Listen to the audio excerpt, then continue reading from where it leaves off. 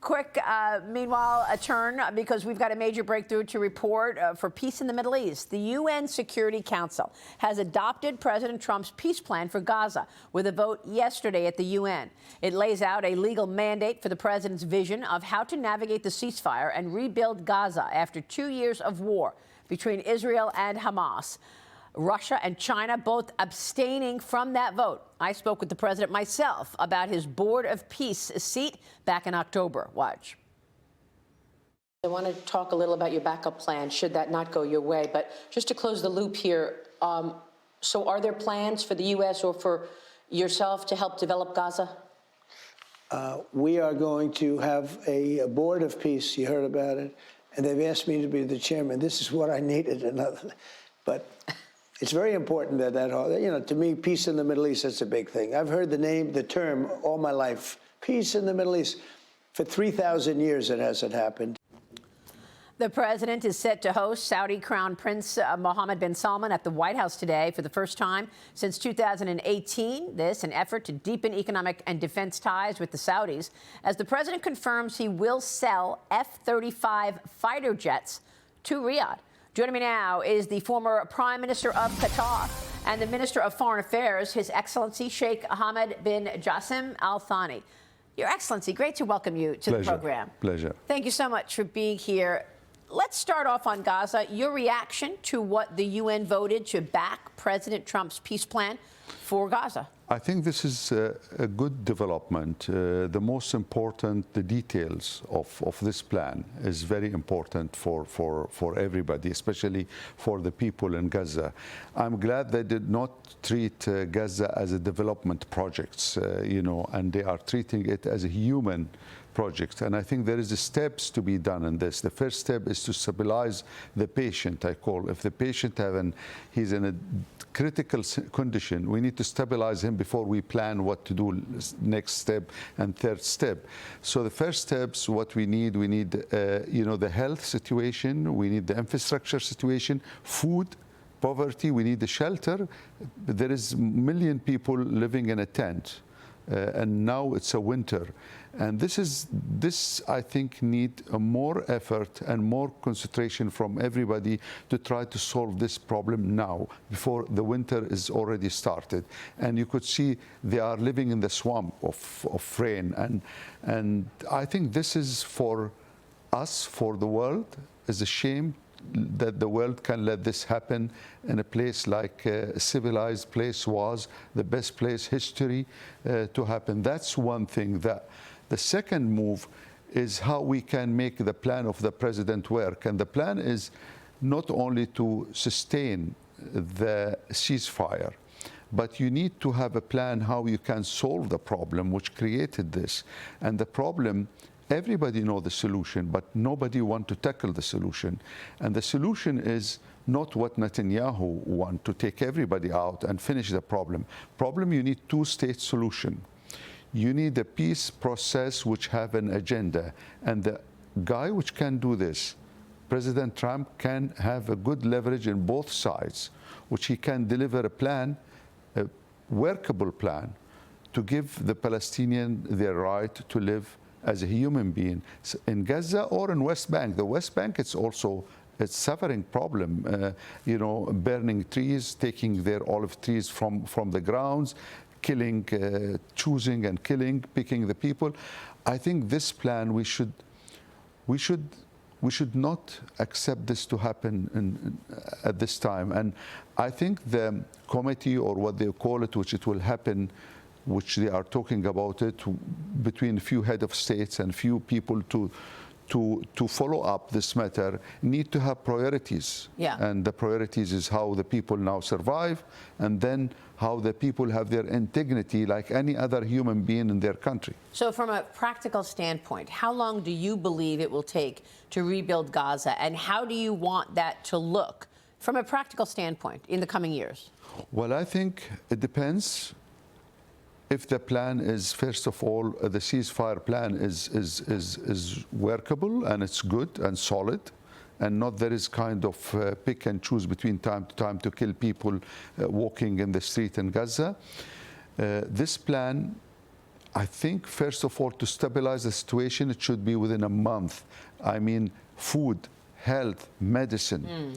And then you need to rebuild the school, you need to rebuild the hospitals. This is before you rebuild Gaza, because school and health is important. Then you need to do the infrastructure and to do the demolished buildings. I think if there is a big effort, it could be 5 to 6 years to build Gaza as a human people can live in it. But very important that this effort, it should be done under also United Nations. Every country in the world, every member of United Nations should pay their part by building Gaza, because the responsibility is how to keep it from demolishing it again, because it's not the first time Gaza being demolished or bombed by the Israelis, especially Netanyahu. Well, look, when the peace deal was first presented, as soon as the allies left the region, Hamas executed more people. And I wonder if you believe Hamas will actually disarm. Well, before I go to this conclusion, we need to show a good, solid plan for let the people in Gaza survive. Hamas should leave their power and should leave their position and let the people rule themselves in a different way. So you want Hamas to disarm? It should. I don't say disarm before we have a peace visibility in it, because they will always have a reason not to give their arm if there is no peace. But if there is a peace, yes, they have to be disarmed, and the army should be in one place, state of Palestine. Well, I mean, you just mentioned a two-state solution. There's been speculation that the Saudis would join the Abraham Accords. And His Royal Highness, MBS, is at the White House today. And up until now, we've been hearing the Saudis say, we'll join if we know that there's a plan for a two-state solution. But I spoke with President Trump about this, and I asked him specifically if, in fact, he's expecting the Saudis to join the Abraham Accords. I want to get your take on what that would look like. But here's what the president told me. Watch this. Do you expect an expansion of the Abraham Accords? I do, almost soon. I don't want to use the word immediate, but soon. The Abraham Accords are a miracle in a way. And the 4 countries that went in initially, including UAE, highly respected, big and highly respected, they stayed in, and they're doing incredibly well. I mean, they're basically trading with Israel and have access and everything else. I mean, it's good for everybody. I hope to see Saudi Arabia go in, and I hope to see others go in. I think when Saudi Arabia goes in, everybody goes in, highly respected. But yeah, I think that they're going to all go in very soon. So they've indicated to you a willingness to do so? Oh, they have.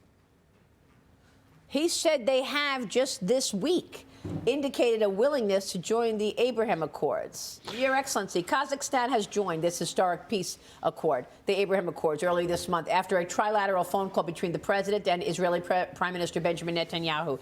Do you expect an expansion of these Abraham Accords? What is your sense? I am not speculators. I don't want to speculate, but I take what the Saudis official says. They say if there is a solution for this, we are willing to join. That's what we hear, all of us we hear.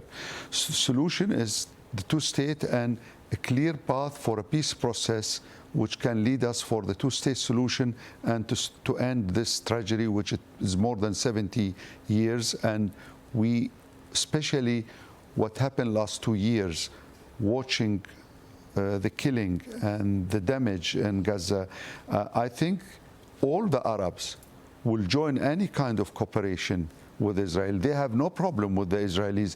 The problem with the Israelis is because they are doing what they are doing now.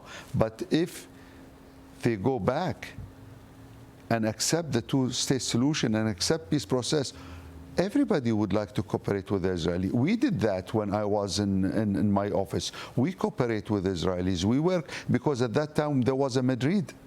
And we always was having a hope that there will be peace. But we couldn't get to this point, I don't think, according to President Trump, unless they actually had a material impact on Iran's nuclear capabilities. Do you agree with that? Because President Trump has been talking about the July Operation Midnight Hammer. He talked about it at the Impact Summit yesterday. He said that the U.S. completely knocked out Iran's nuclear capability when America and Israel carried out those strikes on key sites. What is your sense of that? Iran's foreign minister said Sunday the country is no longer enriching uranium at any site in the country, adding that Iran could rejoin nuclear talks with the U.S. if treated with, quote, dignity and respect. Experts are still skeptical. The UN's nuclear watchdog says it has not been able to verify the current status of Iran's stockpile since those strikes. So we haven't spoken since that happened in July. What is your reaction to what has taken place in terms of the U.S. taking out, and Israel, taking out the nuclear capability of Iran? Well, look, we always wish, and we work in this a lot with the Omanis during my time and after that, to try to find a peaceful solution between U.S. and Iran and their nuclear capabilities. And always the problem is the confidence. There was no confidence from both sides. Now, I think where we reach now at this stage, I think it's a very important after what happened and taking the capability of Iran, that we raise our hand to them and tell them now we need to find a solution. Iran is a very important country in the region and could do a lot good and can do a lot harm. And we've seen that before. So what is important is how we can let Iran join and to be part of the economic solution, part of the prosperities. And I think there is a big job. Are they willing to do that? That's what we need to ask them directly. And also the GCC countries have a role, because we are the neighbor of Iran, have a role for the peace and for the stability of the region. So they have to play a role to bring both the American and the Iranian together to try to find a solution. That's not easy because of the confidence. But for us, we should not, I blame the GCC that we should do more effort to try to bring them together, because we are the first beneficiary in the region about any peace. And if, you know, what happened with Iran, we've been affected in Qatar. We've been hit by Iran and by the Israeli because of what happened. So for us, we will be direct beneficiary of any kind of peaceful, comprehensive solution for the problem, and try to build the confidence. It's very important. You mentioned the GCC, and I want to ask you about that is the Gulf countries. And the Gulf countries, I think, gave President Trump an incredibly warm welcome when he was there earlier this year. And I wonder if there is a shift underway in the Middle East right now to want to work with America. You've got MBS, His Royal Highness at the White House today. President Trump is going to announce, and he already told us a hint of it, that he's selling F-35 fighter jets to the Saudis. What kind of relations do you want to see? How do you want these relations to change going forward when you talk about the Gulf countries and the United States right now? First of all, the visit of the Crown Prince of Saudi Arabia is different from the visit which it happens in 2018. There is a gap between the two visits, and that visit have a different agenda than the agenda this time. And I think now there is an excellent relation between all the GCC and Saudi Arabia and America, and we have to build in this. So the visit by itself is a very important visit for both countries. And if it is good and successful for Saudi Arabia, will be successful for the GCC, because as you know, the major country, the big country in the GCC is Saudi Arabia. So if things work with them, it will work with the GCC.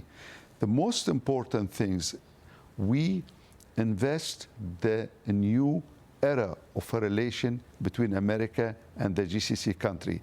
And to invest this not only in the economic aspect, which it is very important and it's doing well, and the president did well in that, but also to try to invest in how we can stabilize the region from Gaza to Iran to Yemen to Sudan. We need to stabilize the region, and that needs a lot of effort. This region is very important, with a lot of capability, a lot of reserve, a lot of oil and wealth. And imagine if there is instability in that part of the world, it will affect you in America, it will affect everybody. Of course. Because of the wealth there. And you know, every country, if you go to their sovereign fund or to go to their reserve in oil or gas, like Qatar, all this is meaningful. Yes, you have enough power in America. You don't need that things. But all the rest of the world need that. Yeah. And if that region get unstabilized, yeah. and you unstabilize this could be a dangerous thing. So for me, the visit is important. We will wait to see the outcome of the visit, which everybody is waiting for. I am sure that the Gaza issue will be in the table, the Sudan issue will be in the table, the Yemen issue will be in the table, the Iran issue will be in the table. Yeah.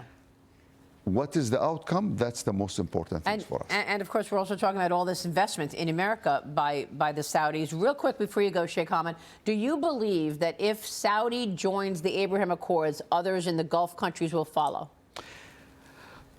Possible, but I don't know why we are concentrating in the Abraham Accord more than to concentrate. We need to fix the problem before we do that. So Understood. let us fix the problem, and then we can talk Abraham Accord or whatever it is. We are ready to sit and join. We are ready to change embassies with Israel. This has been said long time ago. But we need to see the Israeli move a little bit. Your Excellency, thank you very much for coming in this morning. We so appreciate you. Sheikh Hamad Al Thani here in studio. Thank you, sir.